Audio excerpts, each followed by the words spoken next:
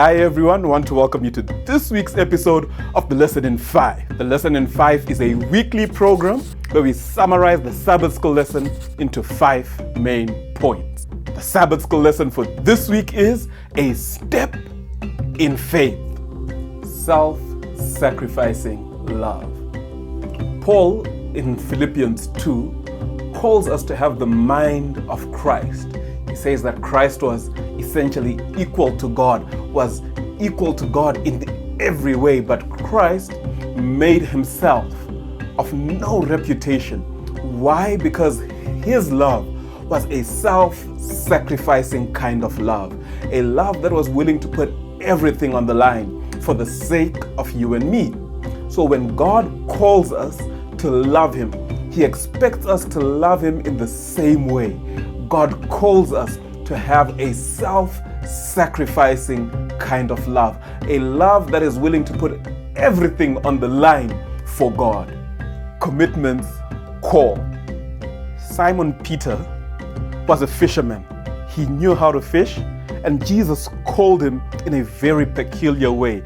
Jesus says to him, "Follow me, and I will make you a fisher of men."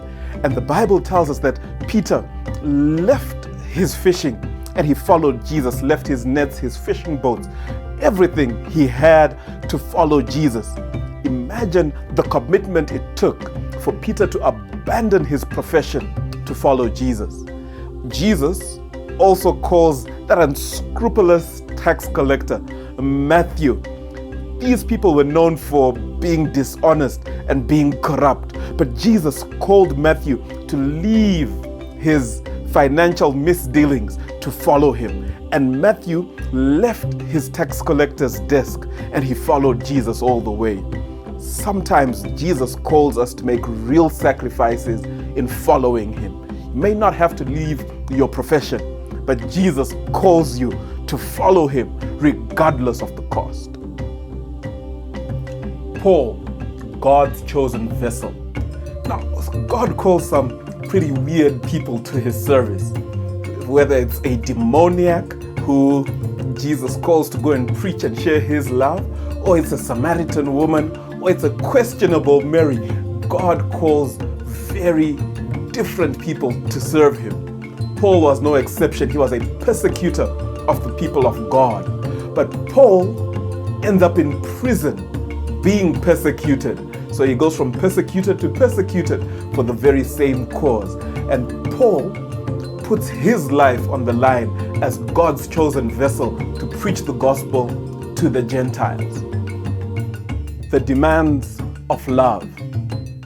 When you love someone, there's certain things that you have to do in order to demonstrate that love.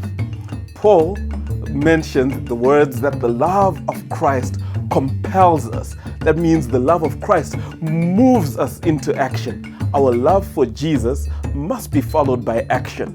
Remember the conversation between Jesus and Peter? After Jesus had risen from the dead by the seashore, Jesus asks Peter 3 times, "Peter, do you love me?" And Peter responds saying, "Lord, you know I love you."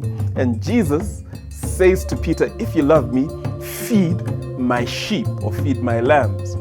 Jesus asks Peter 3 times because Peter had denied Jesus 3 times.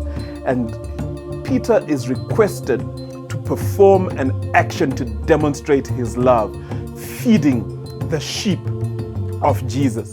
If you love Jesus, you will ensure that you take care of his business.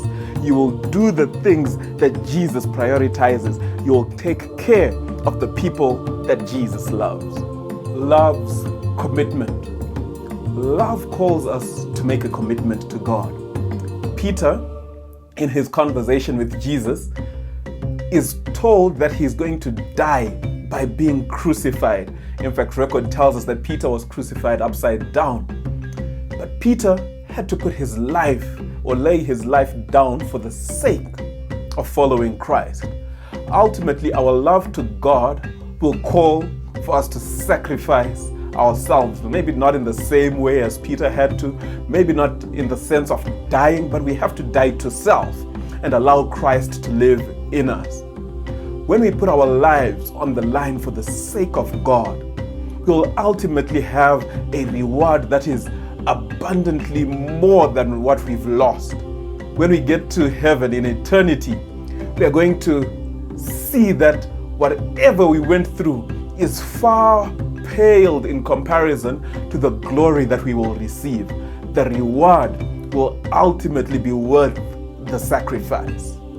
Well, I hope you've enjoyed the lesson in 5. If you're enjoying our videos, share, like, and subscribe.